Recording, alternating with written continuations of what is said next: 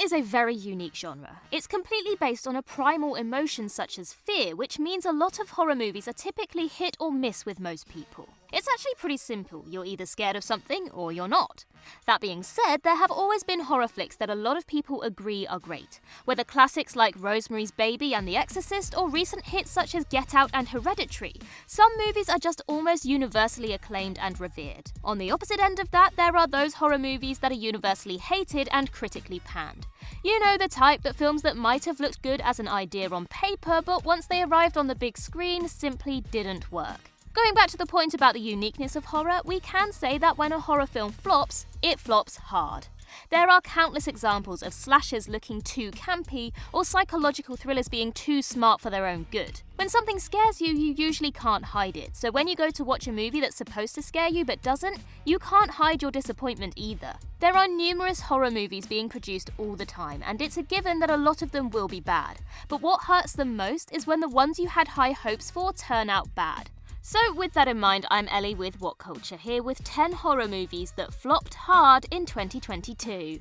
Number 10, The Twin. Following a horrible tragedy that took one of their twins' lives, Rachel and Anthony move to a different part of the globe with their surviving kid. When Rachel starts to uncover the agonizing truth about her son and faces the evil forces that are attempting to possess him, what starts out as a healing period in the peaceful Scandinavian countryside quickly takes a sinister turn. The film tries to draw on by now familiar motifs of Nordic myths, but it is plagued by a very thin story, surface-level characterization, and the inability to escape the cliches it's trying to parody at times. Although the location and cinematography at least effectively depict the natural beauty of the Finnish countryside, they are insufficient to successfully convey the intended mood. The characters are completely undermined by the director's attempts to transcend well-worn tropes, which are overly dependent on a conclusion that doesn't feel truly deserved. People who came expecting another Midsummer were deeply disappointed, and that is reflected in the Rotten Tomatoes score, where The Twin has a measly 35% audience score.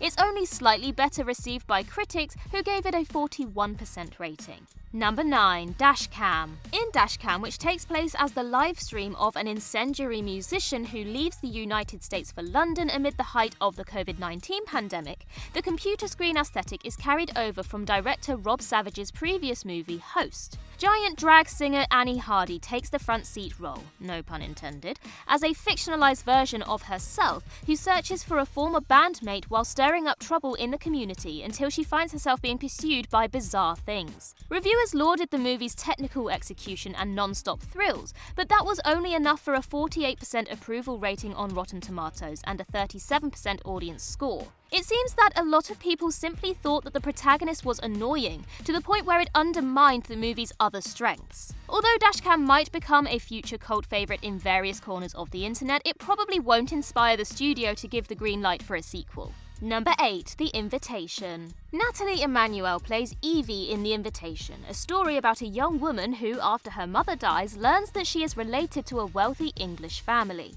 When Evie accepts an invitation to a lavish wedding at their estate, she discovers that her new family has some, shall we say, unusual tastes. The movie received criticism for its predictable and slow storytelling, a dearth of effective shocks, and its failure to deliver on attempts to modernize the premise with allegorical themes, despite strong lead performances from Emmanuel and Thomas Doherty. The Invitation deserves some credit for performing better at the box office than some of the other movies on this list. However, $26 million globally on a $10 million budget is still below the level of success a big studio like Sony anticipates, especially after accounting for marketing expenses. Additionally, it received mostly negative reviews, with only 26% of the critics on Rotten Tomatoes leaving positive marks. Number 7, Jeepers Creepers Reborn. When Lane and Chase arrive at the Horror Hound Festival, she starts to have strange visions and premonitions related to the town's past, particularly the local legend of the Creeper. Lane thinks that something supernatural has been called forth as the festival kicks off and the blood-soaked entertainment ramps up to a frenzy. Jeepers Creepers Reborn had a problem before it even started filming, because it was given the enormous task of revitalizing a controversial film series. It had to go as far away as it could from its original creator Victor Salva, and also had to win over the devoted followers who had been impatiently awaiting the Creeper's return following the failures of Jeepers Creepers 3. But it's safe to say that the resulting movie failed failed in at least one of those things, but most likely in both. Reborn seems to almost randomly insert the titular monster into an otherwise generic slasher thriller. The creeper is practically inconsequential here, and the only thing worth remembering about him is probably his hilarious introduction. It's not often that a movie gets a single-digit audience score with over 500 reviewers, but Jeepers managed to pull off an ice-cold 9%. Number 6. Texas Chainsaw Massacre. This long-running slasher franchise's 9th sequel picks up almost half a century after Tobe Hooper's 1974 masterpiece. Its story centers on young urbanites from other cities moving to the Texas town of Harlow with the intention of gentrifying the neighborhood by flipping run-down residences. The film's chaotic production, which included the departure of initial directors Ryan and Andy Tohill soon after filming began, raised concerns about its future, especially after it was revealed that it will be released only on Netflix rather than in cinemas. The film was eventually completed, and according to Netflix's own statistics, Texas Chainsaw Massacre outperformed expectations in terms of the audience during its initial few weeks. But the people who actually saw the movie probably wouldn't say that it exceeded their expectations. At Rotten Tomatoes, 31% of the critics gave the movie a favourable rating, although the audience score was even lower than that, reaching a mere 26%.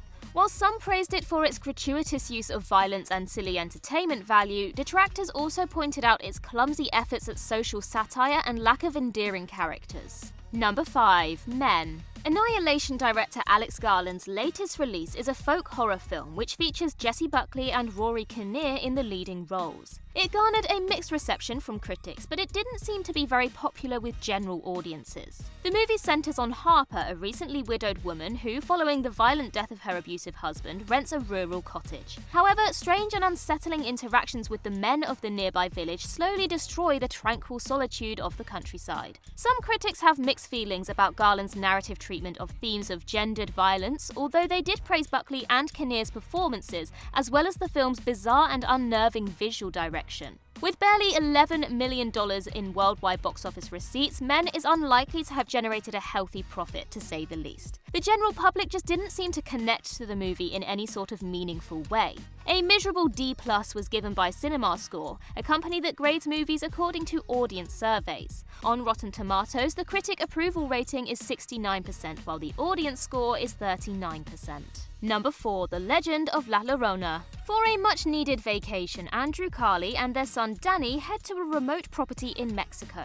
Signs portraying missing children greet them as they enter the town, setting a dismal mood. The family becomes aware of the myth of La Llorona, the vengeful spirit of a mother who lingers by the water's edge and fills people with dread. It's hard to speak against a movie that features the legendary character actor Danny Trejo in action, but even he isn't able to lift the Legend of La Llorona out of its muddy, convoluted mediocrity. Trejo and the rest of the cast deliver their lines in a flat, unenthusiastic manner that, if we're being honest, fits the quality of the script itself. It seems like a lot of the people involved with this production were only trying to collect a paycheck, and that doesn't exclude director Patricia Harris Seeley. Whatever vision she might have had did not manifest properly on the screen, which is a shame because La Llorona had some potential to become a cult slasher flick that niche audiences would talk about for years to come. Sadly, none of the characters are compelling enough for anyone to care. Number 3. Studio 666. Even though Studio 666 had a little bit of that special B-movie atmosphere, it didn't quite reach the heights that some of its spiritual predecessors like This Is Spinal Tap and Tenacious D did.